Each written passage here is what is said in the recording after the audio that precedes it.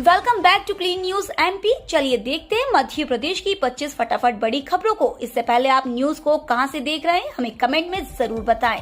साथ ही वीडियो को लाइक करना बिल्कुल ना भूलें। आज से फिर चलेगी जबलपुर सिंगरौली इंटरसिटी। मध्य प्रदेश के रेल यात्रियों के लिए काम की खबर है। आज से जबलपुर सिंगरौली इंटरसिटी 11651/52 ट्रेन फिर से चलेगी। सिंगरौली इंटरसिटी ट्रेन को आज से जबलपुर से प्रतिदिन दोपहर 3:15 बजे प्रारंभ किया जाएगा। यह train Sihora road, Katni south, NKJ, Khanna Banjari, Mahroi, Vijay Sota, Beohari, मरवास ग्राम, निवास रोड, सरई ग्राम, बरगावा होती हुए रात 10:50 पर सिंगरौली पहुंचेगी। वहीं 15 अगस्त से ट्रेन सिंगरौली स्टेशन से सुबह 4:40 पर रवाना होगी और सुबह 11:30 बजे जबलपुर आएगी। शिवराज सरकार ने जीएसटी रजिस्ट्रेशन पर लिया बड़ा फैसला। मध्य प्रदेश की शिवराज सरकार ने व्यवसायियों की परेशानियों को दूर करते हुए जीएसटी रजिस्ट्रेशन की प्रक्रिया को सरल किया है। मध्य प्रदेश वाणिज्य कर विभाग ने आज इसे जारी कर दिया। इस मौके पर वित्त मंत्री जगदीश देवड़ा ने कहा कि जीएसटी रजिस्ट्रेशन प्रक्रिया सरल होने से व्यापारी अर्थव्यवस्था में अधिक योगदान दे सकेंगे। ऊर्जा मंत्री प्रद्युमन सिंह तोमर ने बिजली उपभोक्ताओं को सावधान रहने की अपील। बिजली उपभोक्ताओं के पास पिछले कुछ समय से ऐसे मैसेज आ रहे हैं जो उनके बिजली कनेक्शन डिस्कनेक्ट किए जाने से संबंधित है। बिजली कंपनी ने ऐसे मैसेज को फर्जी बताते हुए सावधान रहने की अपील की है। ऊर्जा मंत्री प्रद्युमन सिंह तोमर ने कहा है कि बिजली उपभोक्ता बिजली कनेक्शन विच्छेदन से संबंधित फर्जी मैसेज से सावधान रहे। ऐसे अनजान एवं शातिर लोगों के झांसे में नहीं आए और पूरी तरह सावधानी बरते। किसानों के लिए निरंतर जारी रहेगी शून्य ब्याज पर ऋण योजना। 15 अगस्त के अवसर पर किसानों के लिए खुशखबरी आई है। किसानों को अब निरंतर शून्य ब्याज योजना का लाभ दिया जाएगा। इस योजना के संबंध में मध्य प्रदेश सरकार ने बीते दिनों मंत्री परिषद की बैठक ली, जिसमें मुख्यमंत्री शिवराज सिंह चौहान ने इस योजना का आगे भी यथावत जारी रखने का निर्णय लिया है। अब ये योजना वर्ष 2022-23 में भी निरंतर जारी रहेगी। इससे प्रदेश के लाखों किसानों को लाभ होगा। हर घर तिरंगा अभियान, किसान अपने ट्रैक्टर पर लगाए तिरंगा। आजादी के 75 साल पूरे होने की खुशी में देश में आजादी का अमृत महोत्सव मनाया जा रहा है। इसके तहत केंद्र सरकार की ओर से हर घर तिरंगा अभियान चलाया गया है। प्रधानमंत्री नरेंद्र मोदी ने देश के लोगों से अपने घर पर भी तिरंगा फहराने की अपील की है। यह अभियान 15 अगस्त तक चलेगा। इस दौरान प्रत्येक भारतीय अपने घर की छत पर तिरंगा फहराकर इस अभियान को सफल बनाएगा। अब भोपाल से चलेगी वंदे भारत एक्सप्रेस। अब देश की आधुनिकतम वंदे भारत एक्सप्रेस ट्रेन भोपाल से भी चलेगी। इसके लिए सितंबर में भोपाल में रैक आ जाएगा। इसका संभावित शेड्यूल भी सामने आ गया है। ये ट्रेन भोपाल से हजरत निजामुद्दीन के लिए चलेगी। इसके साथ ही 15 अगस्त को हजरत निजामुद्दीन भोपाल वंदे भारत एक्सप्रेस ट्रेन की घोषणा कर दिए जाने की उम्मीद जताई जा रही है। कोर्ट की शर्त, बेसहारा की मदद के लिए करने होंगे पैसे जमा। हाई कोर्ट की एकल पीठ ने 2 अलग अलग याचिकाओं को फिर से सुनवाई में लाने के लिए अनोखी शर्त लगाई है। पंचायत सचिव को 40,000 रुपए व आंगनबाड़ी कार्यकर्ता को 10,000 रुपए जमा करने होंगे। इन दोनों लोगों से जो 50,000 रुपए जमा होंगे उस पैसे को विधवा आश्रम, बालक आश्रम, वृद्धाश्रम की जरूरत का सामान पर खर्च किया जाए। सामान खरीदने के लिए एक कमेटी बनाई है, जिसमें शासकीय अधिवक्ता दीपक खोत व अधिवक्ता निधि पाटनकर को शामिल किया है। मिशन 2023 को लेकर केंद्रीय मंत्री सिंधिया का बड़ा बयान। केंद्रीय इस्पात एवं नागरिक उड्डयन मंत्री ज्योतिरादित्य सिंधिया ने भाजपा के मिशन को लेकर बड़ा बयान दिया है। ग्वालियर में पत्रकारों से बात करते हुए सिंधिया ने कहा कि हमारी ये जो टोली आप देख रहे हैं, ये राजनीतिज्ञों की नहीं, प्रधानमंत्री नरेंद्र मोदी की आशा के अनुरूप जन सेवकों की टोली है और 2023 में जनता का आशीर्वाद हमें अवश्य मिलेगा। 4 साल 1400 पद और 10 भर्ती परीक्षाओं का आयोजन, खर्च हुए 68 करोड़ 46 लाख रुपए। मध्य प्रदेश में ओबीसी आरक्षण मुद्दे का सीधा असर युवाओं के रोजगार पर पड़ रहा है। बीते 4 सालों में मध्य प्रदेश में कई हजार पदों पर भर्ती परीक्षा का आयोजन किया गया, लेकिन इसके लिए परिणामों की घोषणा नहीं की जा सकी। वहीं एमपीपीएससी द्वारा जिन परीक्षाओं के लिए परिणाम की घोषणा की गई, उसमें भी समय समय पर संशोधन होते रहे, जिसका परिणाम यह हुआ कि पिछले 4 साल में मध्य प्रदेश लोक सेवा आयोग द्वारा परीक्षा आयोजित करने में 68 करोड़ रुपए खर्च किए गए, लेकिन एक भी उम्मीदवार को नौकरी नहीं मिली है। इंदौर में 24 से 31 अगस्त तक बूचड़खानों के संचालन पर रोक की मांग। श्वेतांबर जैन समाज का आत्मोत्थान का पर्व पर्युषण 24 से 31 अगस्त तक मनाया जाएगा। यह 8 दिनी पर्व जैन समुदाय के लिए विशेष महत्व रखता है। इसके लिए श्रमण डॉक्टर पुष्पेंद्र ने मुख्यमंत्री शिवराज सिंह चौहान को पत्र लिखकर इस अवधि में बूचड़खानों के संचालन और मांस मछली के क्रय विक्रय पर पूर्ण प्रतिबंध लगाने की मांग की है।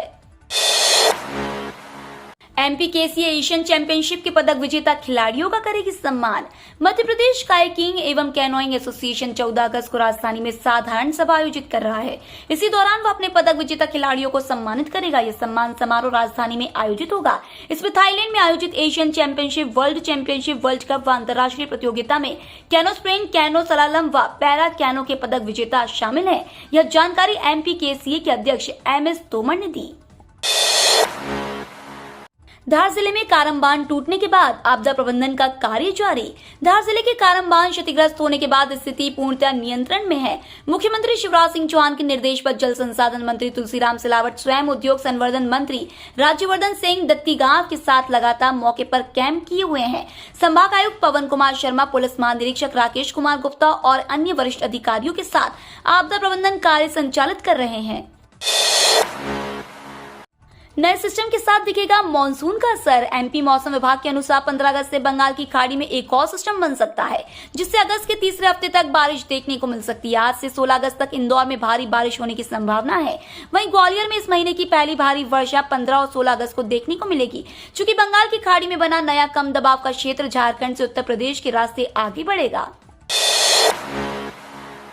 जेई पदों के लिए निकली भर्ती। स्टाफ सिलेक्शन कमीशन ने जूनियर इंजीनियर पदों के लिए भर्ती के नोटिफिकेशन जारी कर दिए हैं। नौकरी की तलाश कर रहे युवाओं के लिए यह सुनहरा मौका है। आवेदन प्रक्रिया शुरू हो चुकी है और उम्मीदवार 2 सितंबर तक आवेदन कर सकते हैं। फीस भुगतान की अंतिम तिथि 3 सितंबर 2022 तक निर्धारित की गई है। परीक्षा का आयोजन नवंबर 2022 में होगा। सिविल, मैकेनिकल, इलेक्ट्रिकल इंजीनियरिंग क्षेत्र में डिप्लोमा या बीटेक की योग्यता रखने वाले उम्मीदवार आवेदन कर सकते हैं। एफडी वाले ग्राहकों के लिए खुशखबरी। एसबीआई समेत इन बैंकों ने किया बड़ा बदलाव। बढ़ती महंगाई और बढ़ते रेपो रेट के बीच खाता धारकों के लिए एक राहत भरी खबर सामने आई है। हाल ही में स्टेट बैंक ऑफ इंडिया समेत देश के 3 बड़े बैंकों ने फिक्स्ड डिपॉजिट पर मिलने वाले ब्याज दरों में वृद्धि कर दी है। बता दें कि यह नई दरें अलग अलग प्रकार के टेन्योर के लिए तय की है। बैंकों के इस फैसले के बाद ग्राहकों को मुनाफा होगा। यदि आप भी फिक्स्ड डिपॉजिट की स्कीम से जुड़े हैं तो यह खबर आपके लिए काम की साबित हो सकती है। इन बैंकों की लिस्ट में state bank of India, axis bank और सेंट्रल बैंक ऑफ इंडिया शामिल है। 25 किलोमीटर लंबी तिरंगा यात्रा आज। सांस्कृतिक, धार्मिक, सामाजिक संस्था कर्मश्री के तत्वाधान में स्वतंत्रता दिवस के अवसर पर आज तिरंगा यात्रा का भव्य आयोजन किया जा रहा है। यात्रा कोलार से शुरू होगी। इसका समापन संत हिरदाराम नगर में होगा। संस्था के अध्यक्ष विधायक रामेश्वर शर्मा ने बताया कि प्रधानमंत्री मोदी के आह्वान पर हर घर तिरंगा अभियान के तरातमे में इस विशाल तिरंगा यात्रा का आयोजन किया जा रहा है। डॉक्टर श्यामा प्रसाद मुखर्जी नगर कोलार के मदर टेरेसा स्कूल से तिरंगा यात्रा का शुभारंभ होगा। यहाँ से यह यात्रा संत हिरदाराम नगर बैरागढ़ जाएगी। भोपाल में राष्ट्रीय विज्ञान फिल्म महोत्सव 22 से 26 तक। मध्य प्रदेश विज्ञान एवं प्रौद्योगिकी परिषद द्वारा 12वें राष्ट्रीय विज्ञान फिल्म महोत्सव 2022 का आयोजन 22 से 26 अगस्त को रविंद्र भवन भोपाल में किया जा रहा है। इस 5 दिवसीय कार्यक्रम का उद्घाटन 22 अगस्त को सुबह 10 बजे एवं पुरस्कार वितरण समारोह 26 अगस्त को दोपहर 12 बजे आयोजित होगा। बीजेवाईएम का बड़ा एक्शन। महाकाल मंदिर में हंगामा करने वाले 18 पदाधिकारियों को पद से हटाया। उज्जैन नगर ग्रामीण अध्यक्ष भी शामिल। भारतीय जनता युवा मोर्चा ने महाकाल मंदिर में हंगामा करने वाले 18 पदाधिकारियों और कार्यकर्ताओं पर बड़ी कार्रवाई की है। युवा मोर्चा के प्रदेश अध्यक्ष वैभव पवार ने उज्जैन के नगर अध्यक्ष और ग्रामीण अध्यक्ष सहित सभी 18 पदाधिकारियों और कार्यकर्ताओं को उनके दायित्वों से मुक्त कर दिया है। CWG 2022 के विजेता खिलाड़ियों को संबोधित करते हुए पीएम मोदी ने बताई तिरंगे की ताकत। प्रधानमंत्री नरेंद्र मोदी ने बीते दिन कॉमनवेल्थ गेम्स के विजेता खिलाड़ियों को संबोधित किया। प्रधानमंत्री आवास पर आयोजित कार्यक्रम में पीएम ने खिलाड़ियों से कहा, आप सभी देश को सिर्फ एक मेडल नहीं देते, सेलिब्रेट करने का, गर्व करने का अवसर ही नहीं देते, बल्कि एक भारत श्रेष्ठ भारत की भावना को भी सशक्त करते हैं। पीएम मोदी ने कहा कि तिरंगे की ताकत क्या होती है, ये हमने यूक्रेन युद्ध के दौरान देखा है। किसानों को मालामाल करेगी मल्टीलेयर फार्मिंग। भूमिगत जल स्तर हर साल नीचे जाने से किसानों को पानी की समस्या का सामना करना पड़ता है। वहीं आजकल महंगाई के चलते परंपरागत खेती करना मुश्किल होता जा रहा है। इस तरह की खेती में बचत कम होती है। वर्तमान में कृषि वैज्ञानिकों ने खेती का नया तरीका ढूंढा है, यह है मल्टीलेयर फार्मिंग। इस तरह की खेती में एक ही खेत में 4 से 5 तरह की फसलें पैदा कर सकते हैं। किसानों के लिए यह खेती मालामाल करने वाली साबित हो रही है। 15 अगस्त से पहले एमपी को तोहफा, नवीन प्रस्तावित मार्ग को मिली स्वीकृति, कई गांव और जिलों को मिलेगा लाभ। 15 अगस्त से पहले एक बार फिर से मध्य प्रदेश को बड़ी सौगात मिली है। दरअसल महत्वाकांक्षी अटल प्रगति पथ के नवीन प्रस्तावित मार्ग को स्वीकृति दी जा चुकी है। इसकी मंजूरी मिलते ही बीहड़ और जंगल के अधिकांश हिस्से बाहर हो जाएंगे। वहीं इसकी लागत भी 275 करोड़ घटकर 9,581 करोड़ हो गई है। वहीं चंबल एक्सप्रेस वे के प्रस्तावित मार्ग की लंबाई में 6 किलोमीटर की कमी देखने को भी मिली है। दरअसल अटल प्रगति पथ चंबल क्षेत्र में प्रगति के नवीन विकल्प लेकर आ रहा है। कर्मचारियों के लिए अच्छी खबर, सितंबर से मिलेगा नए वेतनमान का लाभ। सितंबर महीने में एक बार फिर से कर्मचारियों को बड़ा लाभ मिल सकता है। दरअसल जुलाई महीने में हुई बैठक बेनतीजा रहने के बाद एक बार फिर से सितंबर महीने में बैठक की तैयारी की गई है। माना जा रहा है कि वेतन पुनरीक्षण की इस बैठक में अनुबंध कर्मचारियों के वेतन सहित उनके पे रिवीजन पर कोई बड़ा निर्णय नहीं हो पाया है। इसके लिए कमेटी सहित ड्राफ्ट तैयार किए गए हैं। सितंबर महीने में होने वाली इस वार्ता में एक बार फिर से प्रबंधन और NJCL सब कमेटी के सदस्य की बैठक होगी।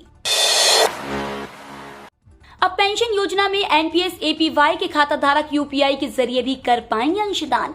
पेंशन कोष नियामक PFRDA की 2 पेंशन योजनाओं के अंशधारक अब UPI के जरिए भी अपना अंशदान कर पाएंगे। अभी तक राष्ट्रीय पेंशन प्रणाली और अटल पेंशन योजना के खाता धारक अपने स्वैच्छिक अंशदान को IMPS, NEFT, RTGS का इस्तेमाल कर नेट बैंकिंग खाते के जरिए सीधे भेज सकते थे। हालांकि अब इसका दायरा बढ़ा दिया गया है। स्टेशन पर स्थानीय उत्पाद बेचने 100 रुपए दिन के किराए पर मिलेंगे स्टॉल। शहर और ग्रामीण स्तर पर तैयार किए गए स्थानीय उत्पादों को अब रेलवे भी बढ़ावा देगा। इसके लिए रेल प्रशासन स्थानीय कलाकारों को स्टेशनों पर उत्पाद प्रदर्शित करने और बेचने के लिए किराए पर स्टॉल देगा। कलाकारों को 100 रुपए प्रतिदिन के हिसाब से एक स्टॉल किराए पर दिया जाएगा। जबलपुर रेल मंडल में इसकी शुरुआत कर दी गई है। पहले चरण में मंडल के 12 मुख्य रेलवे स्टेशनों को चुना गया है। इनमें जबलपुर के अलावा कटनी, मेहस, सतना, रीवा, पिपरिया, नरसिंहपुर, गाडरवारा, करेली, दमोह, सागर, बांदकपुर स्टेशन शामिल है। खास यह है कि रेलवे स्थानीय कलाकारों को उत्पाद बेचने के लिए स्टेशन में स्टॉल भी बनाकर देगा। जियो का सस्ता 5G फोन जल्द होगा लॉन्च। रिलायंस जियो जल्द ही भारत में अपना नया फोन लॉन्च कर सकती है। कंपनी ने बताया कि वह इस पर काम कर रही है, लेकिन फोन के लॉन्चिंग डेट को अभी नहीं बताया है। पिछले साल 2021 में रिलायंस जियो गूगल के साथ मिलकर जियो फोन नेक्स्ट 4G फोन को लॉन्च कर चुकी है। चूंकि अब देश में 5G रोल आउट करने की पहल में तेजी से काम किया जा रहा है, इसलिए अब कंपनी एक अफोर्डेबल 5G फोन को लाने में लगी है। बता दें कि जियो 15 अगस्त से 5G शुरू करने का ऐलान कर चुकी है। ये तो थी आज की 25 फटाफट बड़ी खबरें। अगर आपको न्यूज पसंद आई हो तो चैनल को सब्सक्राइब करना ना भूले। धन्यवाद।